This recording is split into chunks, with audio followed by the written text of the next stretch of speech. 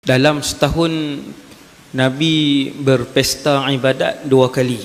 Pesta ibadat Rasulullah sallallahu alaihi wasallam dan para sahabat, tabi'in, tabi'in. Yang pertama dalam bulan Ramadan. Pesta ibadat. Yang kedua 10 hari pertama bulan Zulhijjah. Tempoh yang kedua inilah yang sering dilupakan oleh umat Nabi Muhammad sallallahu alaihi wasallam. 10 hari pertama Zulhijjah.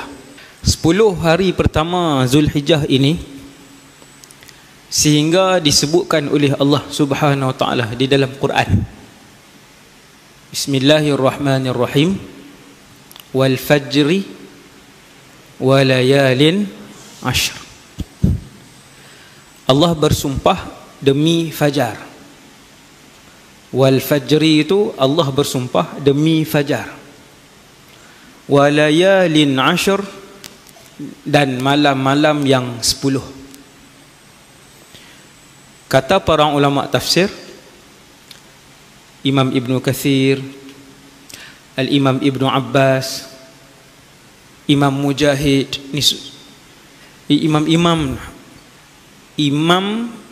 imam yang mencapai tahap yang paling tinggi dalam bidang tafsir.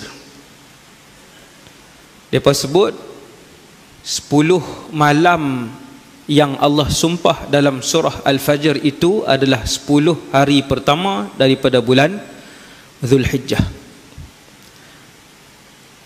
Kata Al-Imam Ibn Hajar Al-Asqalani ketika menghuraikan hadis-hadis tentang kelebihan awal Zulhijjah, bahawasanya awal Zulhijjah menghimpunkan banyak ibadat lebih daripada 30 hari bulan Ramadan.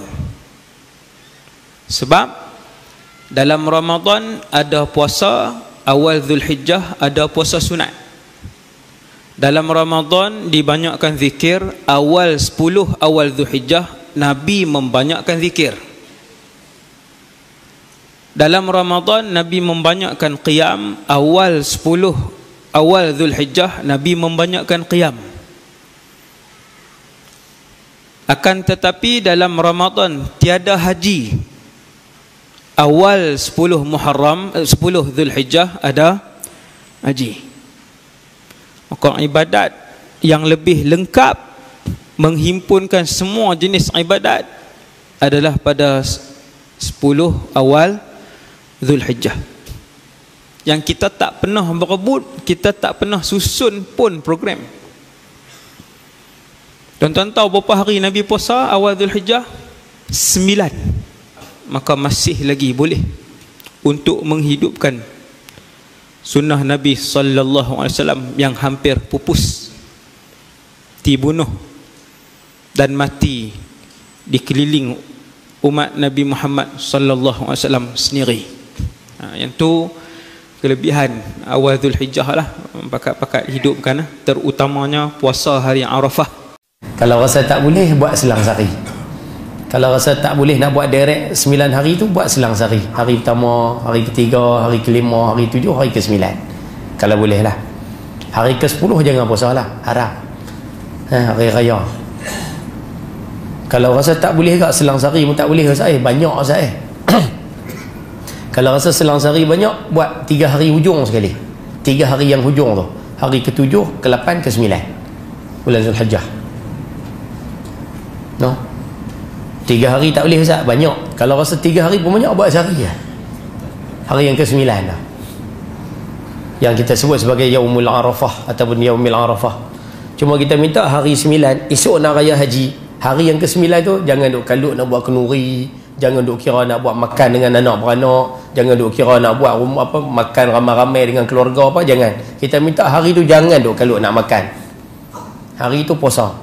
Pasal baginda sebut berkaitan dengan puasa hari Arafah ni, yukaffiru sanatal madiyah wal baqiyah. Dosa puasa hari Arafah ni dia padam dosa setahun sebelum dengan setahun selepas. Setahun sebelum ni maksudnya dosa daripada raya haji tahun lepas sampai raya haji tahun ni semua Tuhan padam. Puasa sehari ya. Dan daripada raya haji tahun ni hak kita sambut esok tu sampai raya haji tahun depan pun Tuhan akan padam dosa tu siap-siap dah. Puasa sehari boleh kau noh. Awak nampak gelisah tajuk tu. Nak tengok pula kadang-kadang orang tanya amalan orang kita ni pun dia suka tanya banyak juga. Dia tahu dah amalan apa nak buat tuan-tuan. Kalau tanya tuan-tuan, amalan apa nak buat? Tuan-tuan nak buat amalan tapi tuan-tuan tak mau jawab. Amalan apa kita nak buat? Itu yang kadang-kadang kita kena terang bagi berhabis. Macam-macam benda kita boleh buat. Okey, antara yang pertama kita sebut Sa'i dia clear. Dia tak clear sekali, dia balik dia halo. Dia balik dia WhatsApp pula, Ustaz kata amalan ni Ustaz tak cerita amalan apa. Sudah. Yang sebelum ni kita dah buat semua tu amalan. Amalan ni kita faham benda yang kita buat ada pahala, benda kebaikan. Tak apa, kita nak bagi kongsi sama-sama. Antara yang boleh kita buat tuan-tuan pada 10 hari pertama ni, pertama salat. Tuan-tuan, azam diri untuk hadir berjemaah di rumah-rumah Allah Subhanahu wa taala bila melibatkan solat fardu di mana saja kita berada. Dan ni tak ada masalah, boleh pi dah. Cuma bawa face mask, bawa sejadah. Okey, pi mana pun tuan-tuan, berjemaah di rumah-rumah Allah Subhanahu wa taala, di masjid, di surau, mana-mana saja. Kalau boleh jangan semayang fardu berseorangan, terutama orang lelaki. Orang perempuan kalau ada ruang bersama dengan imam di masjid, lebih baik. Kalau di rumah, kalau boleh berjemaah sama-sama. Mak berjemaah dengan anak perempuan, salah seorang jadi imam, dapat pahala berjemaah. Kemudian banyakkan solat-solat sunat. Jaga qabliyah ba'diyah, jaga duha, subuh bangun awal sikit, buat tahajud, buat witir sekurang-kurangnya. Kalau duk biasa dah duk buat, saya memang duk buat dah tahajud lama dah, tiap berapa tahun dah duk buat. Tahajud 2, witir 1. Apa kata kali ni kita up sikit. Tahajud 4, witir 3. Dan bagi ada perbezaan dari segi amalan kita. Yang tu dari segi pertama solat. Yang kedua tuan-tuan, banyakkan berpuasa. Kerana ia juga termasuk dalam amalan-amalan yang soleh. Disebut oleh Hunaidah binti Khalid daripada isterinya, dari setengah isteri Rasulullah sallallahu alaihi wasallam berkata, Rasulullah sallallahu alaihi wasallam berpuasa pada 9 Zulhijjah dan pada hari Ashura 10 Muharram dan 3 hari pada setiap bulan. Hadis riwayat Imam Ahmad, Daud dan Nasa'i. Kata Imam Nawawi pula, berpuasa pada hari-hari 10 adalah sunat yang sangat digalakkan. Baik.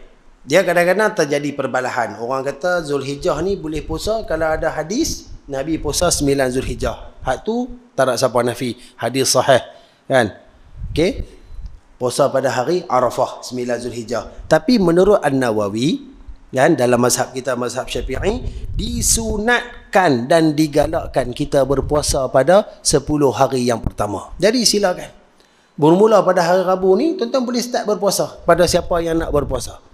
Sama ada nak ambil 10 hari direct, ataupun nak ambil selang sehari, ataupun nak ambil Isnin dan Khamis yang berada pada bulan Zulhijjah, tak kisah. Tapi nak minta untuk diri saya dan tuan-tuan, habis-habis balok tak malas terang mana pun tuan-tuan, jangan tinggal 9 Zulhijjah. Jangan tinggal 9 Zulhijjah. Sebab Nabi SAW, kalau kita ikut hadis tadi, Nabi puasa 9 Zulhijjah, Nabi puasa 10 Muharram, Nabi puasa pada hari-hari putih. Orang panggil tengah bulan Islam, 13, 14, 15. Hak tu memang amalan besar Nabi SAW. Mudah-mudahan Allah Ta'ala akan mengampunkan dosa-dosa kita seperti mana yang janjikan tentang fadilat orang yang berpuasa pada hari Arafah. Untuk orang yang nak pergi haji, tu lain cerita. Sebab mereka di sana, mereka ada amalan yang akan mereka lakukan. Mereka akan berada di Arafah. Tapi kita ni tak. Bila kita yang tak terlibat, masih lagi belum dipilih, mudah-mudahan Allah Ta'ala akan pilih kita segera menjadi tetamunya menunaikan haji dan umrah. Amin.